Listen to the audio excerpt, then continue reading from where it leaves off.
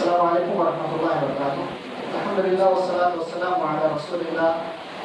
اما بعد فقد قال النبی صلی اللہ علیہ وسلم عن عائشة رضی اللہ عنہا قالت قال رسول اللہ صلی اللہ علیہ وسلم ان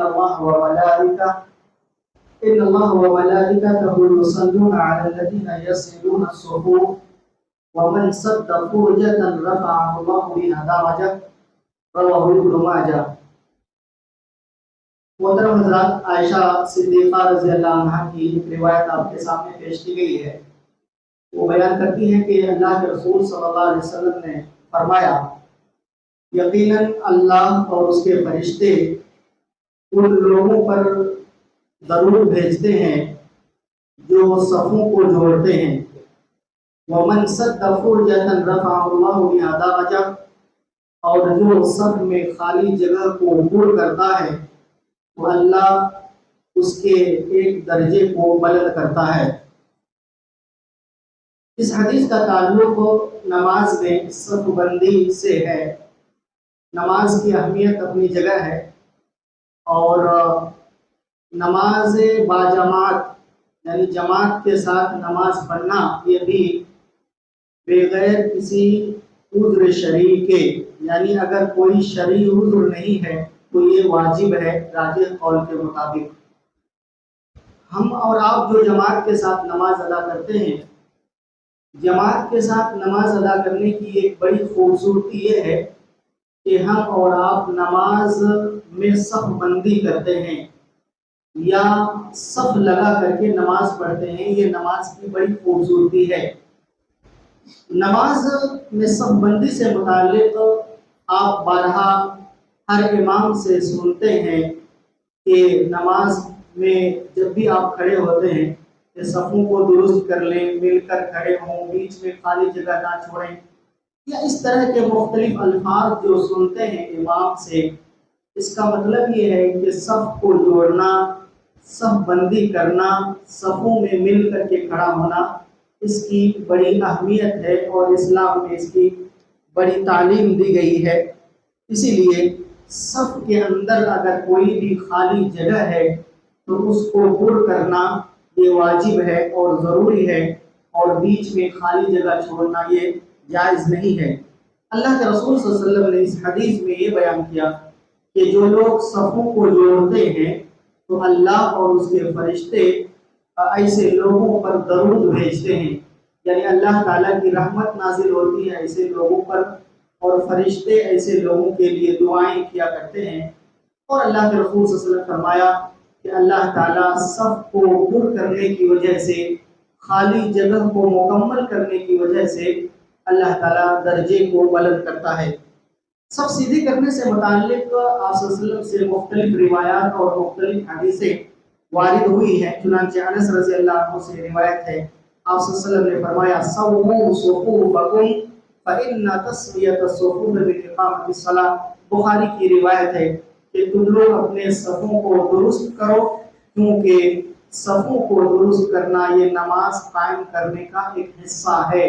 یعنی جس طریقے سے اللہ نے نماز کو قائم کرنے کے لیے کہا، مسلمان نماز کو قائم کرتے ہیں، تو صفوں کو درست کرنا، صفوں کو سیدھا رکھنا یہ بھی نماز کو قائم کرنے کا ایک حصہ ہے. اسی طریقے سے آپ صلی اللہ علیہ وسلم نے ایک اور حدیث کے اندر بیان فرمایا، صحیح ابو داؤد کی روایت ہے، آپ صلی اللہ علیہ وسلم نے کہا کہ صفوں کو مکمل کرو. اس کے بعد فرمایا وَسُدُّ الْخَلَلْ،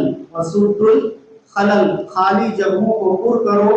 وَلِینُوا بِأَیْدِی إِخْوَانِکُمْ، اور اپنے بھائیوں کے ہاتھوں سے مل کر کے کھڑے ہو جاؤ. مطلب یہ کہ کندھے سے کندھا ملا کر کے کھڑے ہو جاؤ. وَلَا تَذَرُوا فُرُوجَاتٍ لِلشَّیْطَانِ، اور شیطان کے لیے خالی جگہیں نہ چھوڑو. وَمَنْ وَصَلَ صَفًّا وَصَلَهُ اللَّهُ، جس نے صف کو ملایا جوڑا تو اللہ اسے جوڑے گا. وَمَنْ قَطَعَ صَفًّا قَطَعَهُ اللَّهُ، اور جو صف کو کاٹے گا اللہ تعالیٰ اسے کاٹ دے گا.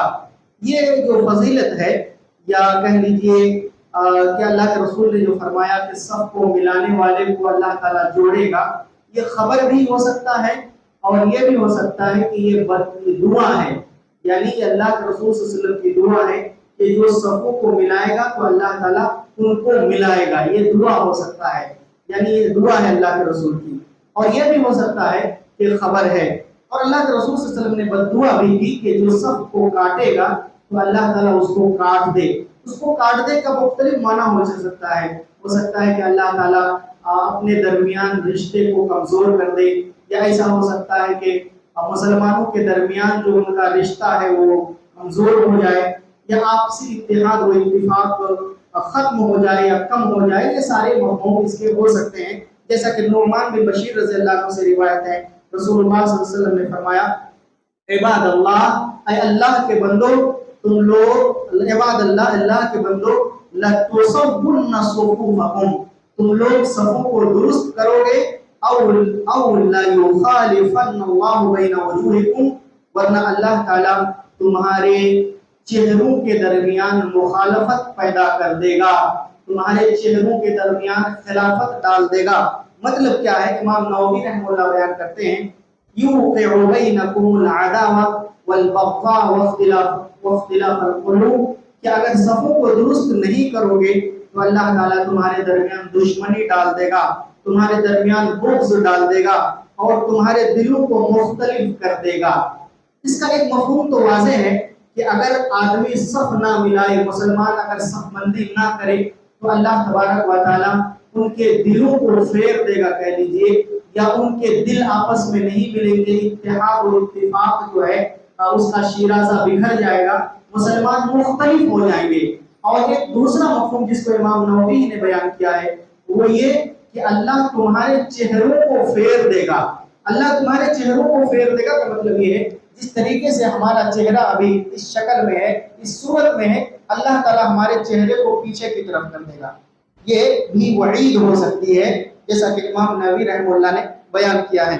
اسی طریقے سے صف بندی کی فضیلت میں اللہ کے رسول صلی اللہ علیہ وسلم سے دیگر احادیث بھی موجود ہے.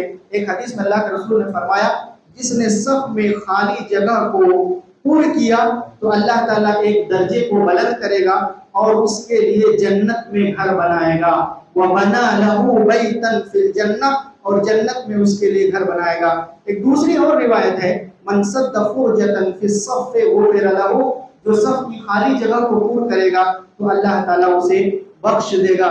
اسی طریقے سے جابر بن سمرہ کہتے ہیں کہ اللہ کے رسول صلی اللہ علیہ وسلم ایک مرتبہ ہمارے پاس آئے اور آپ صلی اللہ علیہ وسلم نے کہا الا تصفون کما تصف الملائکۃ عند ربها، کیا تم لوگ اسی طرح صف بندی نہیں کرو گے جس طریقے سے فرشتے رب کے پاس صف بندی کرتے ہیں؟ فقلنا یا رسول اللہ وکیف تصف الملائکۃ عند ربها، تو ہم لوگوں نے کہا اللہ کے رسول فرشتے کس طرح صف بندی کرتے ہیں، کس طرح صف میں کھڑے ہوتے ہیں؟ تو آپ صلی اللہ علیہ وسلم نے فرمایا یتمون الصفوف الاول ویتراصون فی الصف، کہ وہ لوگ پہلے اگلی صفوں کو مکمل کرتے ہیں اور صف میں چونا گچھ دیوار کی طرح کھڑے ہو جاتے ہیں. صف میں چونا گچھ دیوار کی طرح کھڑے ہو جاتے ہیں کا مطلب یہ ہے کہ صف میں مل کر کے کھڑے ہوتے ہیں، قدم سے قدم اور کندھے سے کندھا ملا کر کے کھڑے ہوتے ہیں. جس طریقے سے ایک اینٹ دوسری اینٹ سے جڑی ہوتی ہے تب دیوار جا کر کے بنتی ہے، یعنی دیوار کی طرح مضبوط ہو کر کے فرشتے کھڑے ہوتے ہیں، تو تمہیں بھی ایسے کھڑا ہونا چاہیے. خلاصہ یہ ہے ان احادیث کا، جو مختلف احادیث آپ نے سنی، کہ ہمیں اور آپ کو صف کو جوڑنا چاہیے، صف میں خالی جگہ کو چھوڑنا نہیں چاہیے. اور صف میں اگر کوئی شخص خالی جگہ کو چھوڑتا ہے تو یہ خالی جگہ شیطان کے لیے ہے. خالی جگہ شیطان کے لیے. آپ کو یہ بات معلوم ہے کہ نماز میں شیطان آ کر کے وسوسے پیدا کرنے کی کوشش کرتا ہے، نماز کے اندر شیطان گھس جاتا ہے، یہاں تک کہ ہماری طہارت کو خراب کرنے کی کوشش کرتا ہے. وہ اس شک میں ڈالتا ہے کہ ہمارا وضو ٹوٹ گیا ہے، حالانکہ ایسا نہیں ہوتا ہے.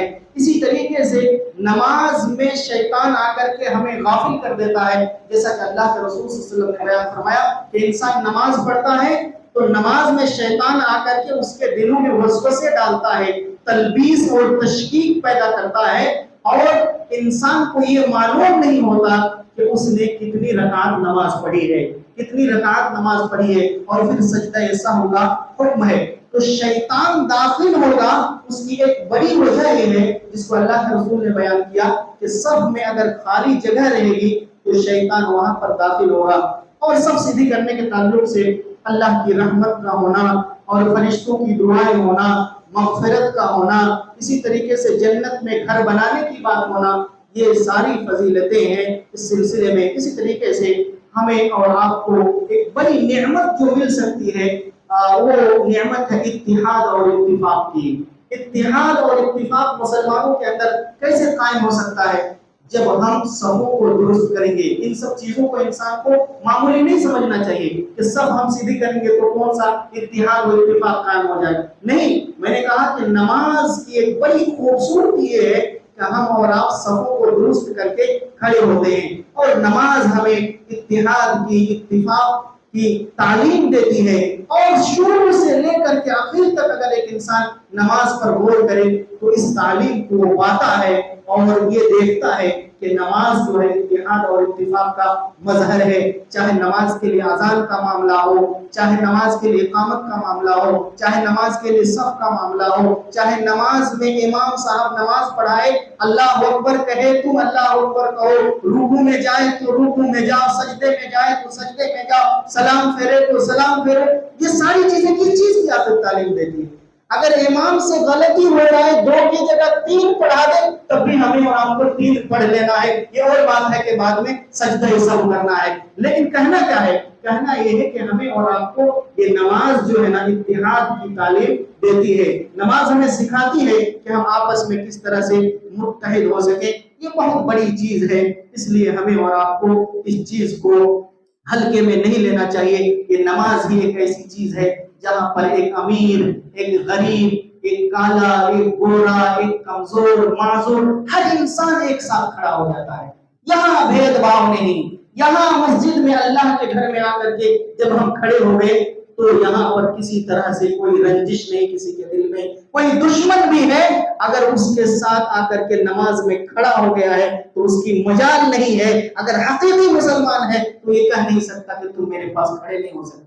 مثلا 2 آدمی کسی وقت مسجد میں آ گیا نماز پڑھنے کے لیے، دونوں ایک طرح سے دشمن ہے، لیکن کیا وہ کہہ سکتا ہے کہ تمہارے ساتھ میں نماز نہیں پڑھوں گا؟ یہ چیز نہیں ہو سکتی۔ یہاں بادشاہ، وزیر، نوکر، چاکر سب کوئی برابر ہے۔ اسی لیے ایک شاعر نے بڑے پتے کی بات مختصر ایک شعر میں کہہ دی ہے، ایک ہی صف میں کھڑے ہوئے محمود و ایاز۔ محمود بادشاہ ہے، ایاز نوکر ہے۔ ایک ہی صف میں کھڑے ہو گئے محمود و ایاز، نہ کوئی بندہ رہا نہ کوئی بندہ نماز۔ یہاں پر کوئی نہیں، فقیر، امیر، غریب، سب کچھ یہاں یا سب کوئی یہاں پر برابر ہے۔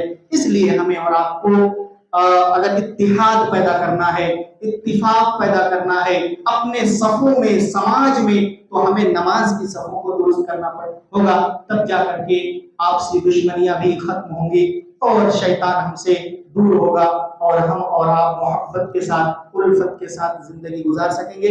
ضرورت اس بات کی ہے مسلمانوں کہ ان سب چیزوں میں ہم اور آپ سستی نہ کریں، غفلت نہ برتیں کہ کیا ہے تھوڑا سا دوری کھڑے ہو گئے، چلو نہیں سب سیدھی ہوئی تو کیا ہو جائے گا، نماز کون سی نہیں ہوگی۔ اس طرح سے طرح طرح کی چیزیں کرنے سے ہم اور آپ ان جیسی فضیلتوں سے دور ہو جائیں گے، اور کہیں اللہ تبارک و تعالی ہمارے دل میں اگر بغض ڈال دے، نفرت ڈال دے، دشمنی ڈال دے، یا کہہ لیجیے ہمارے چہروں کو پیچھے کی طرف پھیر دے، تو یہ بہت بڑا خسارہ ہمارے اور آپ کے لیے ہوگا۔ اللہ سے ہماری دعا ہے کہ اللہ ہم سب کو صفوں کو جوڑنے کی توفیق عطا فرما، صفوں کو درست کرنے کی توفیق عطا فرما، نماز کی پابندی کرنے کی توفیق دے، ہمارے صفوں میں اتحاد و اتفاق پیدا فرما۔ اقول قولی ھذا واستغفر اللہ لی ولکم وسائر المسلمین۔ السلام علیکم۔